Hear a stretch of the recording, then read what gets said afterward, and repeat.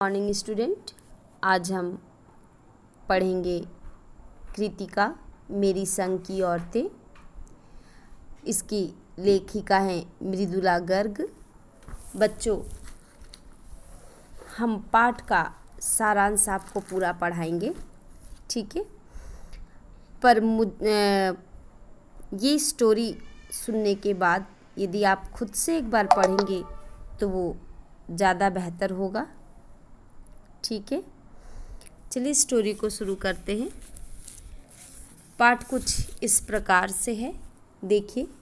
लेखिका द्वारा लिखा गया यह एक संस्मरणात्मक गद्य है। संस्मरणात्मक गद्य मतलब बच्चों, संस्मरणात्मक मतलब क्या होता है? किसी के याद में लिखा गया, ठीक है? संस्मरण, जिसमें लेखिका ने अपने परिवार की औरतें, अपनी नानी, अपनी माँ और अपनी 4 बहनों के बारे में बताया है। उसने तत्कालीन घरेलू, आर्थिक, सामाजिक तथा शैक्षिक स्थिति से परिचित कराया है। आइए स्टोरी को हम विस्तार से पढ़ते हैं। देखिए स्टोरी, ये कहानी शुरू होता है कि लेखिका अपनी नानी के बारे में कहानी कहती है कि वह अपनी नानी को नहीं देख सकी थी, क्योंकि उनकी मृत्यु उनकी माँ के शादी के पहले हो गई थी। उनकी नानी परंपराओं को मानने वाली, अनपढ़ तथा पर्दा करने वाली महिला थी। उनके पति शादी के तुरंत बाद उन्हें घर पर छोड़कर बैरिस्ट्री पढ़ने विलायत चले गए। जब वो कैम्ब्रिज विश्वविद्यालय से वकालत की डिग्री लेकर वापस आए तो उनके आचार विचार में अंग्रेजियत साफ झलकती थी। नानी इन बातों से दूर रहकर अपना जीवन अपने ढंग से जीती। उन्होंने कभी भी अपनी इच्छा का इजहार नहीं किया अपने पति के सामने। अपनी मृत्यु निकट जानकर उन्होंने अपने पति के स्वतंत्रता सेनानी मित्र प्यारेलाल को बुलाया और बुलाकर उनसे ये कहा कि वो उनकी बेटी का रिश्ता अपने जैसे किसी स्वतंत्रता सेनानी के परिवार में करा दे। उनकी इच्छानुसार लेखिका की माँ का विवाह आज़ादी के आंदोलन में भाग लेने वाले एक होनहार लड़के से किया गया। इस कारण उन्हें सादा जीवन जीना पड़ा। वे रात को जागकर खादी की साड़ी बांधने का अभ्यास करती। वैसे भी लेखिका की माँ कमज़ोर शरीर की थी। वे घर में किताबें पढ़ती, साहित्य चर्चा करती, संगीत सुनती और एक तो माँ झूठ नहीं बोलती थी। उनकी माँ की 2 विशेषताएं थीं। पहली बात कि वो झूठ नहीं बोलती और दूसरों की गोपनीय बातें अपने तक ही सीमित रखती थी। यही कारण था कि घर और बाहर दोनों जगह मान सम्मान था। ऐसे ही लेखिका की परदादी थी, जो सदैव लीक से हटकर काम करती थी। वे फालतू सामान एकत्र करने के बजाय उन्हें दान में दे देना ज़्यादा पसंद करती थी। उन्होंने अपनी बहू के गर्भवती होने पर मंदिर में भगवान से लड़की पैदा होने की मन्नत मांगी और यह बात सभी को बता दी। उनकी बार बार की मन्नत से भगवान ने अफरा तफरी में आकर एक के बाद एक 5 कन्या उतार दी और बेटा केवल एक ही दिया। एक बार हवेली के मर्द किसी बारात में गए थे और औरतें रत जगा कर रही थी। रत जगा यानी ये हमारे यहाँ वैवाहिक परंपरा है कि जब बारात चली जाती है तो घर की औरतें रत जगा करती हैं। तभी एक चोर उसी कमरे में घुस आया जिसमें परदादी सो रही थी। कुछ आहट होते ही परदादी की आंखें खुल गई। चोर डर गया और तभी परदादी ने चोर से पानी लाने को कहा। पानी लाते समय चोर को पकड़ लिया गया और उनके सामने लाया गया।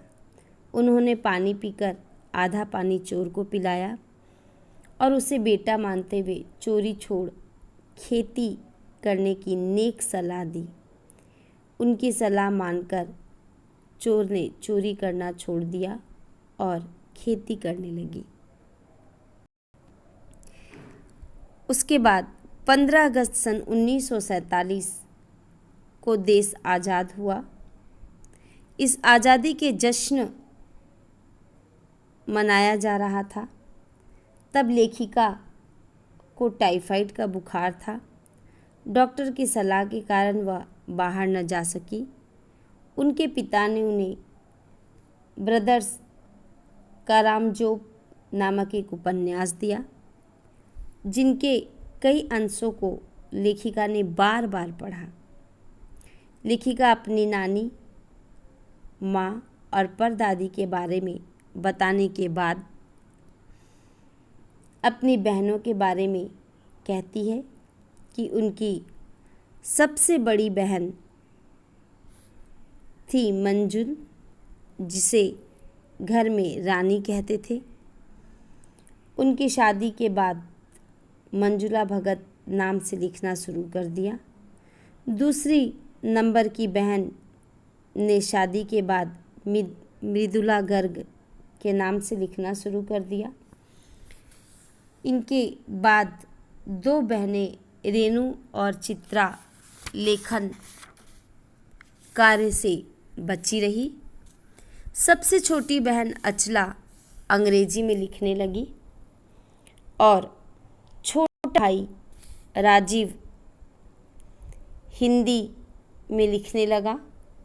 उनकी तीसरी बहन रेणु बीए नहीं करना चाहती थी, परंतु पिताजी और घर वालों का मन रखने के लिए उन्होंने किसी तरह ज़बरदस्ती बीए की डिग्री हासिल की। उनकी बहन रेणु स्वयं कम और दूसरे को ज़्यादा पढ़ाती थी। उनके अपने अंक कम, किंतु पढ़ाने वाले के अंक अधिक आते थे। वह दृढ़ निश्चयी थी। उसने अपने पसंद के लड़के से शादी की। सबसे छोटी बहन अचला ने पत्रकारिता में प्रवेश लिया और पिताजी की पसंद से शादी कर ली। बाद में वे भी लेखन कार्य में संलग्न हो गई। विवाह के बाद लेखिका को बिहार के डालमिया नगर जैसे पिछड़े स्थान पर रहना पड़ा। यहाँ सिनेमा देखते समय पति पत्नी अलग अलग बैठते थे। उन्होंने वहाँ मर्दों और औरतों को एक साथ नाटक करने के लिए राजी कर लिया और नाटकों से अकाल राहत कोष के लिए धन एकत्र किया। उसके बाद लेखिका कर्नाटक के बागलकोट में रही। वहाँ उन्होंने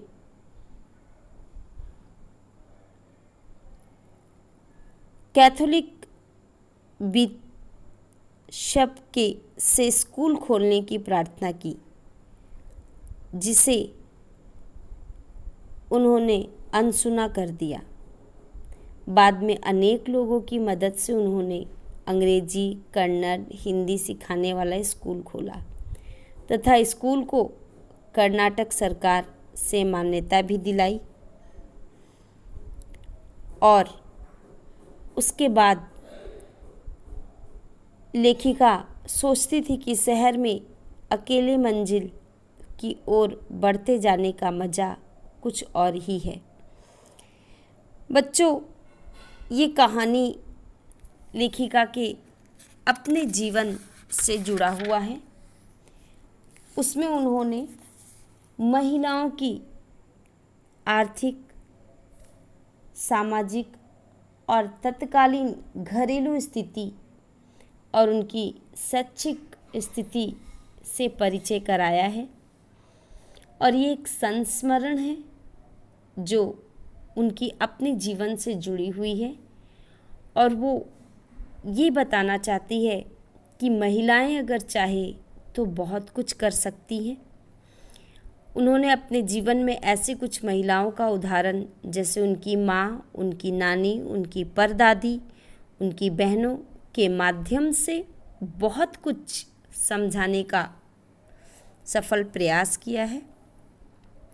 और ये एक संस्मरण है जिसके माध्यम से लेखिका अपने परिवार की औरतों की स्थिति और उनके बारे में चित्रित किया है। धन्यवाद दोस्तों।